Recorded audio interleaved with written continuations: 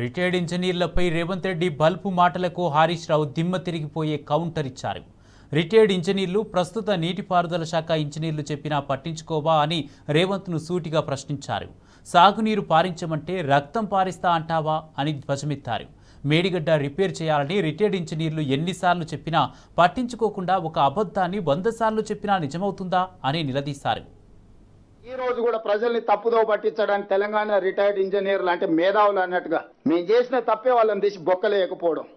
కాంట్రాక్టర్ల దగ్గర కోట్ల రూపాయలు కొలగొట్టిరు. ఈ రోజు రిటైర్డ్ ఇంజనీర్ ముసుగులు వచ్చి బేకూఫ్ సలహాలు చెప్తున్నాయన. శ్యాంప్రసాద్ రెడ్డి గారు నిన్న మొన్న బయటకు వచ్చి సన్నాయి నొక్కులు నొక్కుతుండు.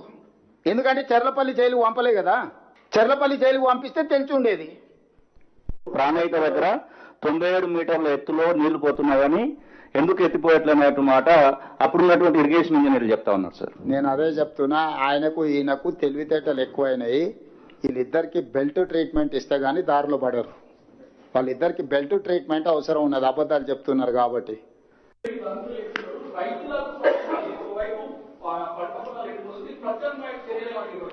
ఏమున్నది, వీళ్ళని కోసి రక్తం చల్లితే పంటల మీద అదే పండుతుంది. ఎందుకంటే వీళ్ళ బలుపు కొవ్వు పంటలకు సరిపోద్ది.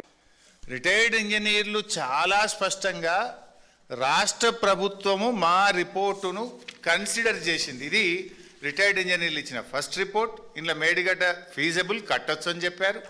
This is the second report. మా సూచన ఆధారంగానే డైరెక్ట్ తీసుకుపోవడాన్ని మార్చి వరుస బ్యారేజీలు కట్టి ఎల్లంపల్లికి తీసుకుపోతున్నారు అని ఇంత స్పష్టంగా చెప్తే రిటైర్డ్ ఇంజనీర్లు కట్టొద్దన్నారు మేడిగడ్డ దగ్గర, నాట్ ఫీజబుల్ అంటే ఒక అబద్ధాన్ని 100 సార్లు వెళ్ళవేస్తే నిజమైద్దా రేవంత్ రెడ్డి గారు?